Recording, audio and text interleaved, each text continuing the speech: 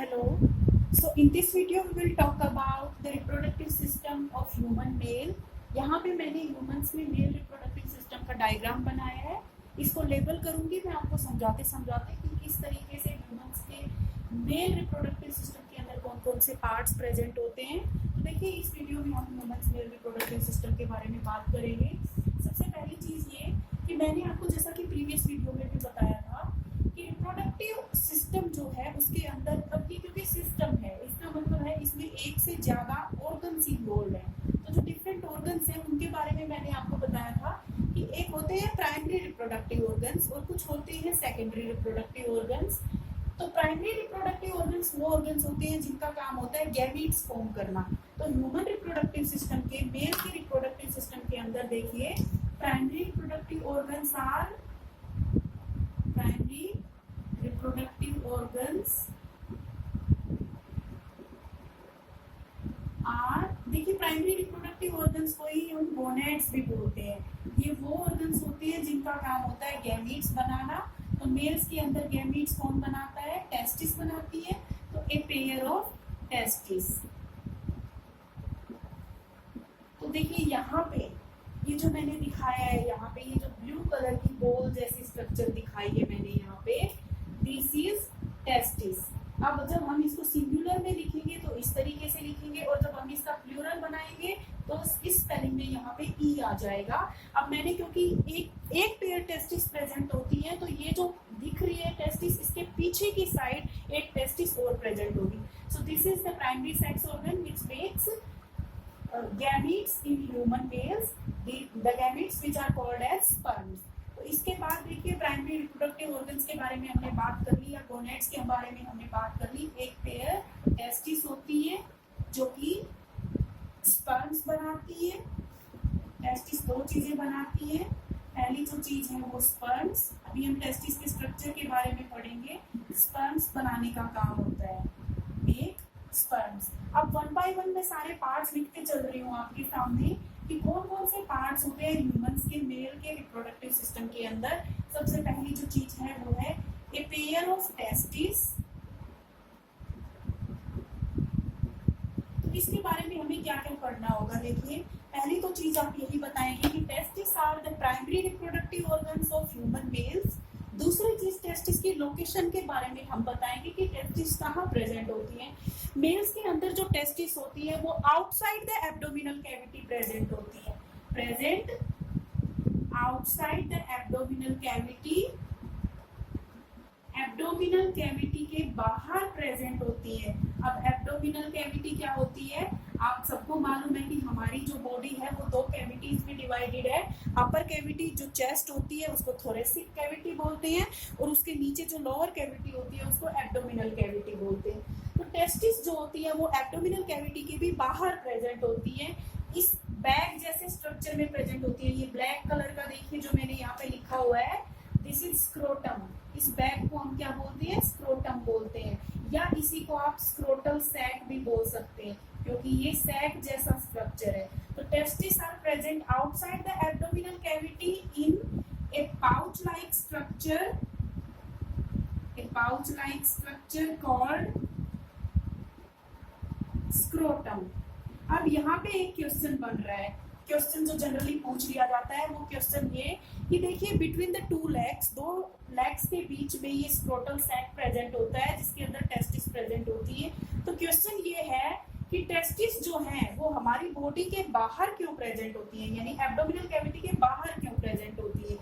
ऐसा इसलिए क्योंकि टेस्टिस का काम होता है स्पर्म्स बनाना और स्पर्म्स की सिंथेसिस जो होती है, स्पर्म फॉर्मेशन जो प्रोसेस होती है उसके लिए जो टेम्परेचर चाहिए होता है वो टेम्परेचर हमारी बॉडी के टेम्परेचर से 2-3 डिग्री सेल्सियस कम होना चाहिए. अब हमारी बॉडी का टेम्परेचर जो है वो 37 डिग्री सेल्सियस है और जो स्क्रोटल सैक है इसका टेम्परेचर जो है 34 से 35 डिग्री सेल्सियस होता है.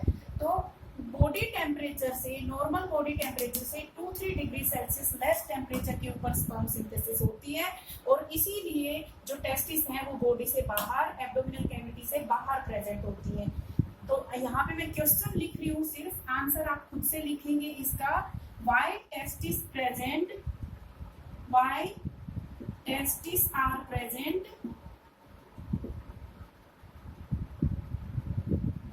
outside the abdominal cavity. तो आंसर इसका यही हो जाएगा, because synthesis of sperms require a temperature which is 2 to 3 degrees Celsius lesser than the temperature of normal body, that is 37 degrees Celsius. तो ये हमने टेस्टिस के बारे में बात की कि टेस्टिस एक पेयर होती है और स्क्रोटल सैक के अंदर प्रेजेंट होती है. इसके बाद देखिए टेस्टिस जो होती है, इनका फंक्शन भी मैं आपको बता दूं कि टेस्टिस का जो फंक्शन होता है, टेस्टिस का फंक्शन मैंने अभी बताया. टेस्टिस जो है वो मेल गोनेड्स होती है, male, these are male gonads. तो इनका काम होता है टू मेक स्पर्म्स. सबसे पहली जो चीज है वो ये काम करती है, स्पर्म्स बनाती है. दूसरा जो काम होता है टू प्रोड्यूस या टू सिंथेसाइज या to secrete testosterone hormone. Testosterone hormone जो होता है वो भी टेस्टिस के अंदर ही फॉर्म होता है. अब कौन सी सेल्स होती है टेस्टिस के अंदर? लेडिग सेल्स होती है, LEYDIG, लेडिग्स सेल्स. इन लेडिग सेल्स का काम होता है टेस्टोस्टेरोन हार्मोन बनाना. अब टेस्टोस्टेरोन हार्मोन का क्या फंक्शन होगा? अभी तो मैंने किसका फंक्शन बताया, फंक्शन ऑफ टेस्टिस. तो टेस्टिस का फंक्शन मैंने आपको बताया, number 1 to make sperms and number 2 to produce testosterone hormone by Leydig cell.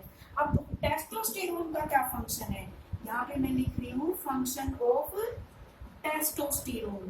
Testosterone का काम है to help in sperm synthesis. Sperms की सिंथेसिस में हेल्प करता है, ये स्पर्म फॉर्मेशन में हेल्प करता है. और दूसरा जो है मेल्स के अंदर सेकेंडरी सेक्सुअल कैरेक्टरिस्टिक्स डेवलप करता है. Develop secondary sexual characteristics in males. Secondary sexual characteristics क्या क्या होती है मेल्स की, जो मैंने अभी आपको पिछले वीडियो में बताया था. प्यूबर्टी से रिलेटेड जो चेंजेस होते हैं, जैसे कि माउथ, फेस के ऊपर हेयर ग्रो करना, शोल्डर्स ब्रॉड हो जाना, ये सारे कैरेक्टरिस्टिक्स जो है टेस्टोस्टेरोन परफॉर्म करता है. अभी मैं आपके सामने रिपीट कर रही हूँ जो मैंने बताया. ह्यूमंस के मेल रिप्रोडक्टिव सिस्टम की हम बात कर रहे हैं. इसके अंदर जो प्राइमरी सेक्स ऑर्गन्स होते हैं वो एक पेयर टेस्टिस होते हैं. इन्हीं को हम गोनेड्स भी बोलते हैं, मेल गोनेड्स भी बोलते हैं. ये प्रेजेंट होती हैं एब्डोमिनल कैविटी के बाहर एक सैक लाइक स्ट्रक्चर में, जिसको स्क्रोटल सैक बोलते हैं. ये बाहर इसलिए प्रेजेंट होती है क्योंकि स्पर्म बनने के लिए जो टेम्परेचर चाहिए होता है वो 37 डिग्री सेल्सियस से 2-3 डिग्री सेल्सियस कम होना चाहिए. अब फंक्शंस मैंने बताया. टेस्टिस का जो फंक्शन होता है वो स्पर्म बनाना होता है और दूसरा इसका फंक्शन होता है टेस्टोस्टेरोन हार्मोन बनाना. लेडिग सेल्स जो है वो टेस्टोस्टेरोन हार्मोन बनाती है. टेस्टोस्टेरोन के क्या फंक्शंस होते हैं? टेस्टोस्टेरोन एक तो स्पर्म्स की फॉर्मेशन में हेल्प करता है, स्पर्म सिंथेसिस में हेल्प करता है. दूसरा जो काम है टेस्टोस्टेरोन का, वो इसका काम होता है मेल्स के अंदर प्यूबर्टी के समय जो सेकेंडरी सेक्सुअल कैरेक्टरिस्टिक्स फॉर्म होती हैं उनकी डेवलपमेंट में ये हेल्प करता है. तो एक पेयर टेस्टिस के बाद दूसरी जो चीज है मेल रिप्रोडक्टिव सिस्टम के अंदर वो है वासा एफरेंसिया. तो देखिए इन टेस्टिस में जो स्पर्म बनते हैं उन सारे स्पर्म्स को कलेक्ट करने के लिए छोटी छोटी ट्यूब्स प्रेजेंट होती हैं. वो ट्यूब्स को बोलते हैं वासा एफरेंसिया. उस पार्ट को मैं एलिमिनेट कर रही हूँ. उसके बाद डायरेक्टली हम डिस्कस कर रहे हैं यहाँ पे थर्ड पार्ट के बारे में. ये जो मैंने यहाँ पे एरो लगाई है, ये ब्लैक कलर की जो कॉइल्स आपको नजर आ रही है टेस्टिस के जस्ट ऊपर, इनको बोलते हैं एपिडिडाइमिस. सिंगुलर में हो जाएगा एपिडिडाइमिस, प्लूरल में हो जाएगा एपिडिडाइमिस MES. तो यहाँ पे मैं यही लिख रही हूँ, epididymis is the second part of male reproductive system. ये एक कॉइल्ड ट्यूब होती है, कॉइल्ड ट्यूब. और ये कितनी लंबी होती है? ये कम से कम 4 से 6, या देखिए ये एपिडिडाइमिस जो होती है ये 4 से 6 मीटर लॉन्ग होती है, 4 to 6 मीटर लॉन्ग. अब क्योंकि ये कॉइल्ड है तो इसकी लेंथ जो है वो सारी क्या हो गई है, कॉम्पैक्ट हो गई है. यहाँ पे कॉइल्ड एंड कॉम्पैक्ट एपिडिडाइमिस ये प्रेजेंट होती है. एपिडिडाइमिस का देखिए काम क्या होता है वो समझिए. Function of epididymis is to store and nourish sperms. Sperms, देखिए स्पर्म्स इजैकुलेट तो तभी होंगे ना जब कोई मेल ऑर्गेजम फील करेगा, ऑर्गेजम की सेंसेशन को फील करेगा। तो जब तक स्पर्म्स बनते जा रहे हैं, जो इजैकुलेट नहीं हो रहे हैं, जो इस एपिडिडाइमिस के अंदर ही आके इकट्ठे होते जा रहे हैं, उन स्पर्म्स को स्टोर करती है, उनकी नरिशमेंट प्रोवाइड करती है उनको। लेकिन अगर कोई मेल इजैकुलेट नहीं करता है तो वो सारे के सारे स्पर्म्स एपिडिडाइमिस के अंदर ही डीजेनरेट हो जाते हैं। एपिडिडाइमिस के बाद नेक्स्ट जो पार्ट है दैट इज थर्ड जो पार्ट है, यहाँ पे मैं लिख रही हूँ वास डिफरेंस। इसको देखिए ऐसे भी लिख सकते हैं वासा डिफरेंसिया, या इसी को और कॉमनली बोला जाता है वास डिफरेंस। तो देखिए यहाँ एपिडिडाइमिस से जो ये रेड कलर की मैंने ट्यूब दिखाई है यहाँ पे, this is vas deferens, this is vas deferens. Epididymis से जो ट्यूब अराइज हो रही है that tube is vas deferens. 30 से 35 सेंटीमीटर लॉन्ग होती है ये, और ये vas deferens is 30 to 35 centimetres long. याद रखिए, यहाँ पे थोड़ा सा ध्यान दीजिए, एपिडिडाइमिस तो कोएड थी, वो 4 से 6 मीटर लंबी थी, जबकि वास डिफरेंस या वासा डिफरेंसिया जो है ये 30 से 35 सेंटीमीटर लॉन्ग ट्यूब है जो कि एपिडिडाइमिस से अराइज होती है। अब यहाँ पे आप एक चीज समझिए, ये जो वास डिफरेंस है ये इस स्क्रोटल सैक से बाहर निकलते हुए आगे की तरफ बढ़ रही है। तो जिस ट्यूब के अंदर वास डिफरेंस प्रेजेंट होती है, ट्यूब इन विच, या ट्यूब या इसी को देखिए कैनाल में बोलिए, ट्यूब तो ये खुद ही होगी वास डिफरेंस, तो कैनाल इन विच वास डिफरेंस इज प्रेजेंट, जिसके अंदर वास डिफरेंस प्रेजेंट होती है, उस ट्यूब को, उस कैनाल को हम क्या बोलते हैं, उसको हम बोलते हैं इंग्यूइनल कैनाल। तो अगर आपसे कोई पूछे कि व्हाट इज इंग्यूइनल कैनाल, तो inguinal canal is the canal in which vast difference is present and it leaves the scrotal sac। ये scrotal sac को लीव करते हुए कहाँ बढ़ रही है आगे, एब्डोमिनल कैविटी के अंदर चली गई। देखिए यहाँ से हिप से होते हुए, इस मेल के हिप से होते हुए ये एब्डोमिनल कैविटी के अंदर चली गई है। तो इस तरीके से वास्ट डिफरेंस का काम क्या हो जाएगा, वास्ट डिफरेंस अपने अंदर स्पर्म्स को कैरी करते हुए आगे लेके जा रही है।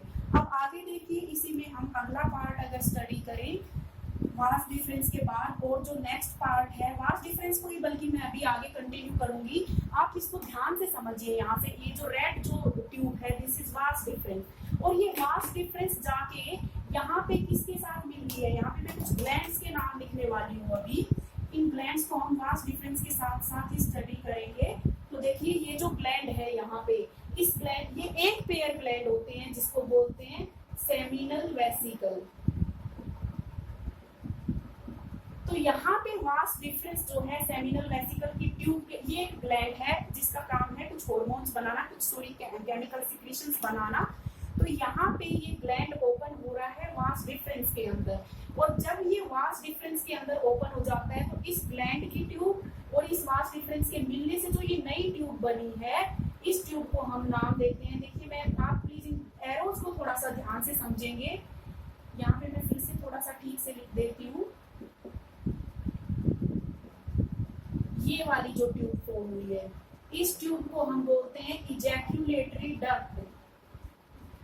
तो इजैक्यूलेटरी डक्ट अगर आपसे कोई पूछेगा तो आप क्या बोलेंगे, ejaculatory duct is the duct which is formed by the union of vas deferens along with the tube of seminal vesicle, along with the duct of seminal vesicle। seminal vesicle की duct के साथ जब vas deferens meet करती है तो उसको बोलते हैं ejaculatory duct। अब इसके बाद देखिए नेक्स्ट आप, let me underline these names first so that you can easily distinguish between। So now this ejaculatory duct, ये जो ejaculatory duct है, it meets with another duct, another tube। ये वाली ट्यूब यहाँ पे देखिए आप, सबसे पहले इसको समझिए, ये जो मैंने ट्रायंगुलर स्ट्रक्चर बनाया है, this structure is urinary bladder. Urinary bladder जो कि अपने अंदर यूरिन को स्टोर करके रखता है, जो कि हमारे एक्सक्रीटरी सिस्टम का पार्ट होता है। ये यूरिनरी ब्लैडर है यहाँ पे, ये यहाँ पे इस तरीके से यूरिनरी ब्लैडर है। और इस यूरिनरी ब्लैडर से जो ये डक्ट अराइज हो रही है, ये जो मैंने एरो लगाया है, इसको बोलते हैं यूरेथ्रा। हमने पढ़ा है यूरेथ्रा के बारे में। यूरेथ्रा एक ऐसी ट्यूब है जो अपने अंदर से यूरिन को कैरी करती है। तो यहाँ पे ये यूरेथ्रा इस इजैक्यूलेटरी डक्ट के साथ कंबाइन हो रही है, और जिस पॉइंट पे ये कंबाइन हो रही है, यहाँ पे मैंने एक ब्लू कलर का सर्कल लगाया हुआ है। ये ब्लू कलर का सर्कल जो है ये प्रोस्टेट ग्लैंड है। This is prostate gland. और जैसे ही ट्यूब कंबाइन करके आगे बढ़ती है, फिर से एक और जो है यहाँ पे देखिए, ये एक और ग्लैंड जो है यहाँ पे मैंने बनाया हुआ है। इस ग्लैंड का नाम है काउपर्स ग्लैंड। तो इस ग्लैंड का नाम मैं यही इस ग्लैंड के साथ ही लिख रही हूँ, क्योंकि ये डायग्राम बहुत ही इट लुक्स लाइक सम भूल भुलैया, और व्हाट शुड आई से। तो इस ग्लैंड के साथ ही मैं नाम लिख रही हूँ इसका, काउपर्स ग्लैंड। तो इन तीनों ग्लैंड्स के बारे में हम स्टडी करेंगे। 3 ग्लैंड्स यहाँ पे मैंने लिख दिए हैं। पहला seminal vesicle, second is prostate gland and third is Cowper's gland. तो यहाँ पे देखिए आगे जैसे जैसे ये ट्यूब प्रोसीड कर रही है, सबसे पहले सेमिनल वेसिकल के साथ कंबाइन किया वास डिफरेंस ने, और इजैक्यूलेटरी डक्ट बनाई। इजैक्यूलेटरी डक्ट फिर यूरेथ्रा के साथ कंबाइन करते हुए आगे बढ़ रही है। अब देखिए यूरेथ्रा और इजैक्यूलेटरी डक्ट जब दोनों कंबाइन हो जाती है, तो उससे जो ये नई ट्यूब बनी है, ये जो ब्लैक कलर की नई ट्यूब बनी है, इसको बोलते हैं यूरिनोजेनाइटल ट्रैक्ट। इसका मैं नाम लिख रही हूँ यहाँ पे, यूरिनोजेनाइटल ट्रैक्ट। अब इसको यूरिनोजेनाइटल ट्रैक्ट क्यों नाम दिया है हमने, वो समझिए आप पहले। यूरिनोजेनाइटल ट्रैक्ट नाम इसलिए दिया है क्योंकि इसी ट्यूब के अंदर यूरिन भी प्रेजेंट है, जो कि यूरेथ्रा लेके आई थी, और इसी ट्यूब के अंदर गैमीट्स यानी स्पर्म्स भी प्रेजेंट है, जो कि इजैक्यूलेटरी डक्ट लेके आई थी। So this is the urinogenital tract. I am writing it like UG tract, urinogenital tract, UG tract. अब ये यूरिनोजेनाइटल ट्रैक्ट यहाँ से पास हो रहा है, इस स्ट्रक्चर को हम बोलते हैं पेनिस। पेनिस के थ्रू पास हो रहा है ये यूरिनोजेनाइटल ट्रैक्ट। और पेनिस जिस इस ब्लू कलर के टिश्यू में प्रेजेंट है, ये देखिए जो ब्लू कलर का टिश्यू मैंने यहाँ पे बनाया है, इसको मैं थोड़ा सा डार्क कर देती हूँ। ये जो ब्लैक कलर की यूरिनोजेनाइटल ट्यूब है या ये जो ट्रैक्ट है, ये पास हो रही है इस ब्लू कलर के टिश्यू में से।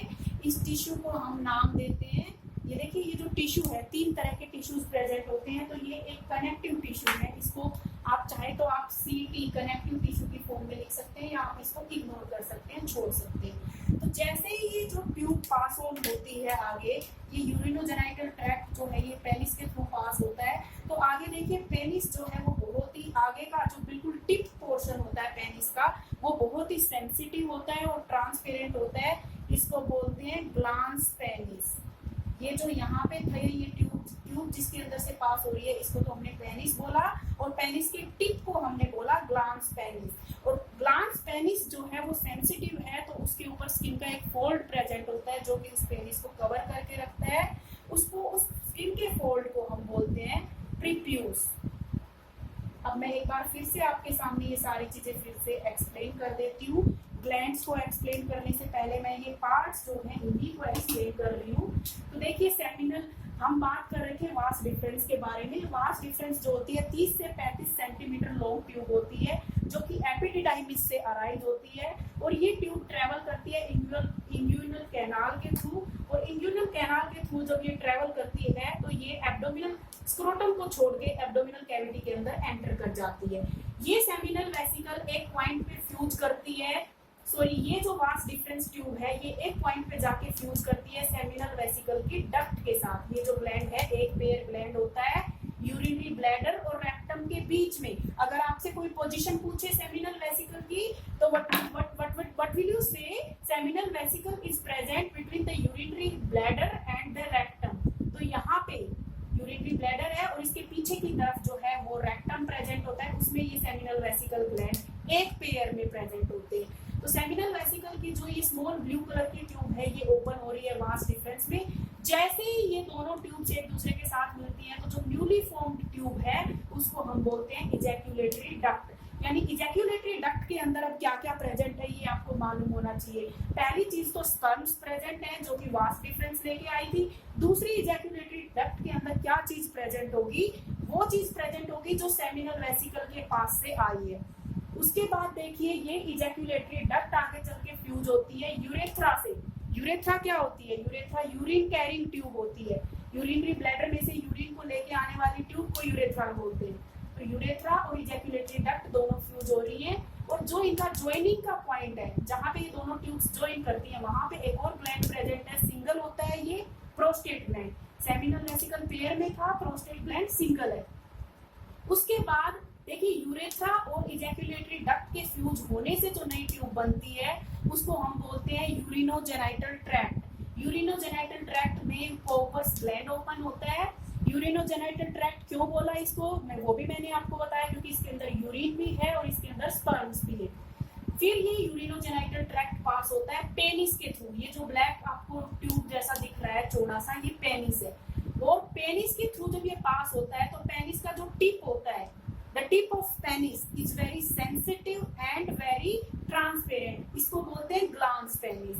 और ग्लांस पेनिस को कवर करते हुए, प्रोटेक्ट करते हुए एक मेम्ब्रेन प्रेजेंट होती है, एक स्किन का फोल्ड प्रेजेंट होता है, जिसको हमने नाम दिया प्रीप्यूस। तो आई थिंक मैंने इस मेल रिप्रोडक्टिव सिस्टम के डायग्राम को यहाँ पे आपके सामने अच्छे से एक्सप्लेन कर दिया है। अब मैं बात करूंगी यहाँ पे ग्लैंड्स के बारे में।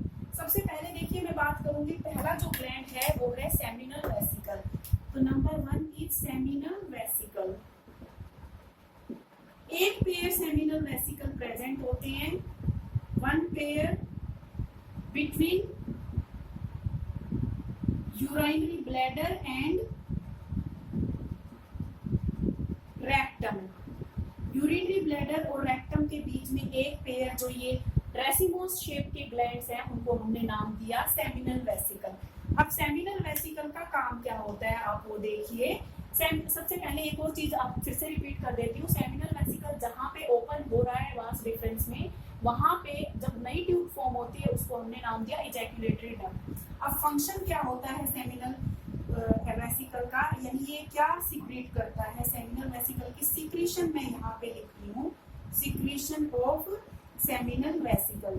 Seminal vesicle an alkaline solution produce करता है। क्या प्रोड्यूस करता है? सेमिनल वेसिकल जो फॉर्म करता है वो एक एल्कलाइन सीक्रेशन है, और जो कि एल्कलाइन सीक्रेशन रिच इन क्या क्या प्रेजेंट होता है इसके अंदर। देखिए इसको आपको ध्यान से समझना होगा, ये क्वेश्चन पूछा जाता है, what is the composition of the secretion which is formed by seminal vesicle. तो सेमिनल वेसिकल से एक विस्कस फ्लूइड फॉर्म होता है जो कि एल्कलाइन नेचर का होता है, और उसके अंदर फ्रक्टोज प्रेजेंट होती है। फ्रक्टोज एक शुगर होती है, जैसे ग्लूकोज शुगर होती है ऐसे ही फ्रक्टोज भी एक शुगर होती है।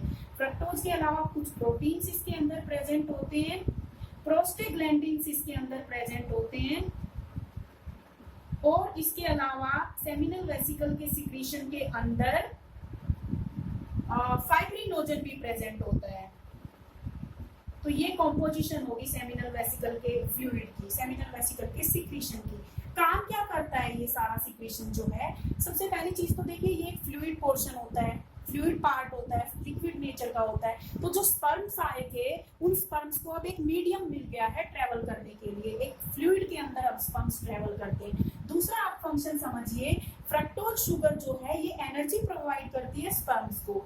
स्पर्म्स को मूव करने के लिए, सर्वाइव करने के लिए एनर्जी की जरूरत होती है, तो फ्रक्टोज जो है ये मेनली इसको एनर्जी प्रोवाइड करने का काम करती है। इसके बाद दूसरे ग्लैंड की अगर हम बात करें यहाँ पे, तो जो दूसरा ग्लैंड है वो है prostate gland. Second is prostate gland. Prostate gland जो है वो सिंगल होता है, और कहाँ प्रेजेंट होता है? एट द जंक्शन ऑफ या at the joining point of, किस किस के ज्वाइनिंग पॉइंट पे ये प्रेजेंट है प्रोस्टेट ग्लैंड? आप समझिए यहाँ से, ejaculatory duct plus urethra, ejaculatory duct and urethra. Ejaculatory duct और यूरेथ्रा जहां पे मीट करती है वहां पे जो ग्लैंड प्रेजेंट होता है that is prostate gland. This is the prostate gland. अब प्रोस्टेट ग्लैंड की सीक्रेशन की भी हम बात करेंगे, जैसे अभी हमने बात की थी सेमिनल वेसिकल के सीक्रेशन की, उसी तरह हम बात करेंगे प्रोस्टेट ग्लैंड की सीक्रेशन की। तो प्रोस्टेट ग्लैंड जो है वो भी एक एल्कलाइन और मिल्की सीक्रेशन प्रोड्यूस करता है, और ये जो है ये फोर्स प्रोवाइड करता है, ये मोटिलिटी में हेल्प करता है। secretes alkaline secretion, alkaline and milky secretion, which जो प्रोस्टेट ग्लैंड है वो हेल्प करता है, which helps in movement of sperms, sperms की मूवमेंट में हेल्प करता है। अब दूसरी एक और चीज यहाँ पे, एक और इम्पोर्टेंट पॉइंट समझने का, बहुत बार हम सुनते हैं कि किसी को प्रोस्टेट की प्रॉब्लम है, वो उसका मतलब क्या होता है? उसका मतलब देखिए ये होता है कि प्रोस्टेट कई बार एनलार्ज हो जाता है। जब प्रोस्टेट एनलार्ज हो जाएगा तो उस पर्सन को यूरिन पास आउट करने में भी प्रॉब्लम होगी और उस पर्सन का जो रिप्रोडक्टिव फंक्शन है वो भी अफेक्ट होगा, क्योंकि स्पर्म्स जो है वो भी प्रॉपरली मूव नहीं कर पाएंगे। तो an inflammation and enlargement of prostate gland results in dysfunctioning of urine passing out, micturition and reproductive functions of the person। उसके बाद देखिए प्रोस्टेट ग्लैंड के बाद नेक्स्ट जो ग्लैंड है यहाँ पे वो है काउपर्स ग्लैंड। काउपर्स ग्लैंड या इसी को एक और नाम दिया गया है bulbourethral gland, Cowper's gland and या बल्बोयूरेथ्रल ग्लैंड। तो जैसे ही ये ट्यूब आगे पास होती है प्रोस्टेट ग्लैंड के बाद, जैसे ये ट्यूब पास होती है आगे, तो जो ग्लैंड प्रेजेंट है उसको बोलते हैं बल्बोयूरेथ्रल ग्लैंड। इस ग्लैंड का काम, ये ग्लैंड भी एक एल्कलाइन सॉल्यूशन प्रोड्यूस करता है जो कि म्यूकस रिच होता है, प्रोड्यूसेस, इट सीक्रेट्स या प्रोड्यूसेस एल्कलाइन सीक्रेशन। ये एक एल्कलाइन सीक्रेशन प्रोड्यूस करता है which is rich in mucus, जो कि म्यूकस में रिच होता है। अब म्यूकस जहां भी प्रेजेंट होता है उसका क्या काम होता है? म्यूकस किसी भी चीज को ल्यूब्रिकेट करता है। देखिए म्यूकस एक ल्यूब्रिकेटिंग केमिकल सब्सटेंस होता है जो चिकना सा होता है, तो it lubricates, it allows the easy movement of sperms. दूसरा ये क्या करता है, ये एसिडिटी को न्यूट्रलाइज कर देता है, जितनी भी एसिडिटी है ट्रैक्ट के अंदर उस एसिडिटी को ये न्यूट्रलाइज कर देता है। तो यहाँ पे देखिए कंप्लीट हो गया है ये मेल्स का रिप्रोडक्टिव सिस्टम पूरा। मैंने पार्ट को एक को एक्सप्लेन कर दिया है, what is glands penis, what is perfuse, different type के ग्लैंड्स और उन ग्लैंड्स की जो सीक्रेशंस हैं उन सबको मैंने यहाँ एक्सप्लेन किया है। आप उसके बाद पेनिस के बारे में मैं आपको थोड़ा और बता देती हूँ। लास्ट जो पार्ट है penis, penis is the male copulatory organ. What is penis? Male copulatory organ. Copulatory organ का मतलब होता है वो ऑर्गन जो मेल और फीमेल को होल्ड करने में हेल्प करता है, यानी जो कोपुलेशन में हेल्प करता है, जो मेटिंग में हेल्प करता है, हेल्प्स इन मेटिंग। पेनिस का काम क्या होता है? पेनिस का काम होता है to carry the urinogenital tract through it, also carries urinogenital tract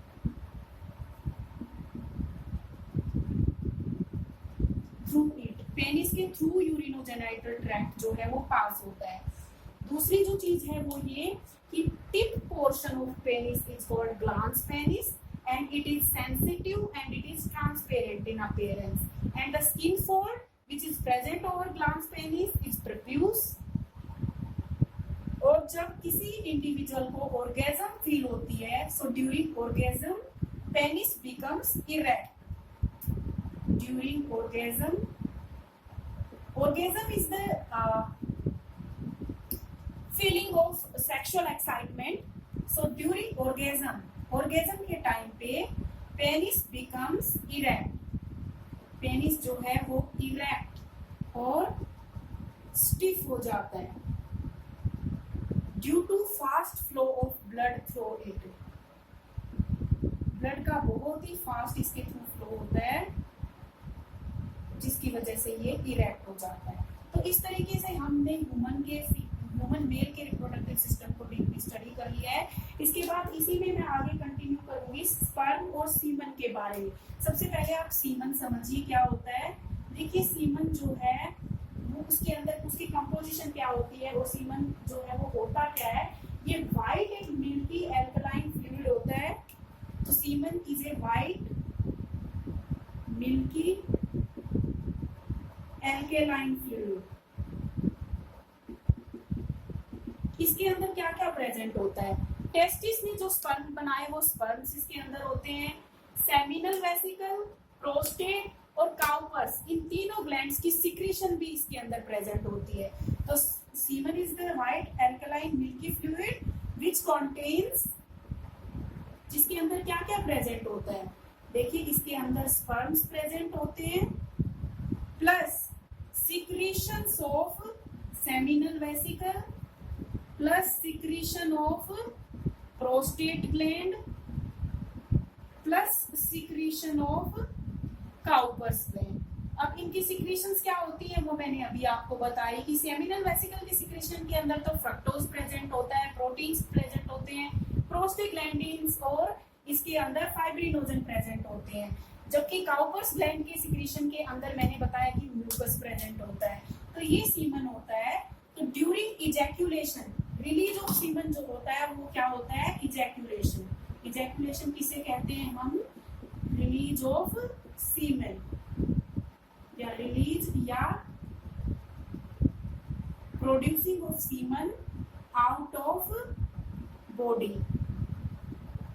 mail की बॉडी के बाहर सीमन को प्रोड्यूस करने की जो प्रोसेस होती है उसको हम इजैक्यूलेशन बोलते हैं, और जो सब्सटेंस रिलीज होता है उसको हम इजैक्यूलेट बोलते हैं। यहाँ पे मैं आपको एक बहुत इंपॉर्टेंट चीज बता देती हूँ, fructose is present in humans only in semen.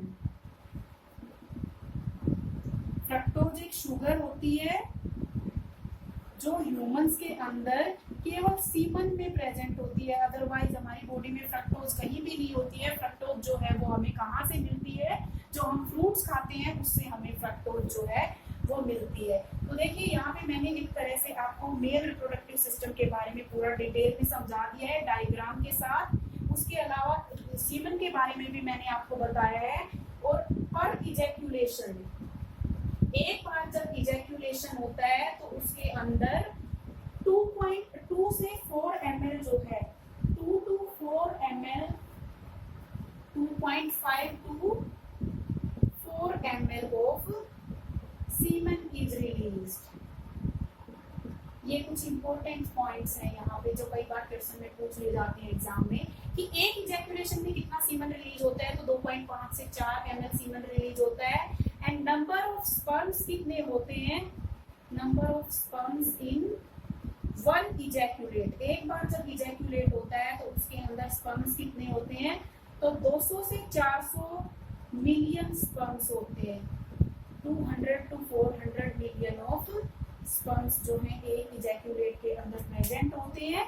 उसके बाद देखिए इसमें मैं बस एक लास्ट जो चीज और ऐड करना चाहूंगी वहां यहाँ पे, वो है स्पर्म का डायग्राम, कि जो स्पर्म है वो कैसा नजर आता है। Structure of human sperm, structure of human male sperm. Male में ही होता है स्पर्म, तो ऐसा हमें कुछ मेंशन करने की जरूरत है नहीं, लेकिन फिर भी मैंने लिख दिया है यहाँ पे। तो देखिए मेल का स्पर्म जो है वो मेल गैमीट है, और इसके अंदर 3 पार्ट्स होते हैं, head, middle piece and tail. तो sperm is the male gamete, humans के अंदर मेल गैमीट होता है। 3 पार्ट्स होते हैं इसके। 3 पार्ट्स कौन कौन से हैं, head, middle piece and number 1 head, number 2 middle piece and number 3 is tail. तो देखिए यहाँ पे मैं स्पर्म का डायग्राम ड्रॉ कर रही हूँ आपके सामने। तो स्पर्म जनरली ऐसा दिखाई देता है, हेड जो है वो इस तरीके से होता है स्पर्म का। हेड के बाद, हेड के जस्ट बाद जो है स्पर्म के अंदर, या आप इसको ट्रायंगुलर ना बना के इसको राउंडेड भी बना सकते हैं, और राउंडेड नहीं सॉरी ओवल शेप बना सकते हैं। और इस तरीके से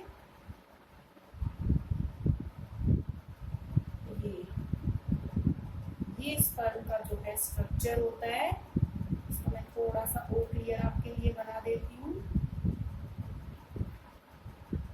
इस तरीके से स्पर्म जो है उसका स्ट्रक्चर होता है। अब तीनों पार्ट्स को मैं लेबल कर देती हूँ यहाँ पे। तो देखिए ये हेड पोर्शन है जिसके अंदर न्यूक्लियस प्रेजेंट है, सो दिस इज हेड। ये मिडल पीस है, ये जो है ये स्पर्म की टेल होती है। अब तीनों पार्ट्स के अंदर क्या क्या प्रेजेंट होता है वो मैं आपको बता देती हूँ। हेड जो होता है इसके अंदर न्यूक्लियस मैंने दिखाया हुआ है, ये जो है ये हेड का न्यूक्लियस है, यानी ये स्पर्म का न्यूक्लियस है। अब यहाँ पे एक और इम्पोर्टेंट चीज देखिए आप, इस न्यूक्लियस के जस्ट ऊपर ये जो ट्रायंगुलर स्ट्रक्चर मैंने बनाया है ये है एक्रोसोम। एक्रोसोम क्या होता है, हमने सबने गोल्जी बॉडी के बारे में पढ़ा और हमने वहां पे बताया था गोल्जी बॉडी से लाइसोसोम्स बनते हैं जिनके अंदर हाइड्रोलाइटिक एंजाइम्स होते हैं। उन हाइड्रोलाइटिक एंजाइम्स का काम होता है सेल के अंदर इंट्रासेल्युलर डाइजेशन करना। तो यहाँ पे हमें पता है कि स्पर्म को एंटर कहाँ करना होता है, एग के अंदर पेनिट्रेट करना होता है।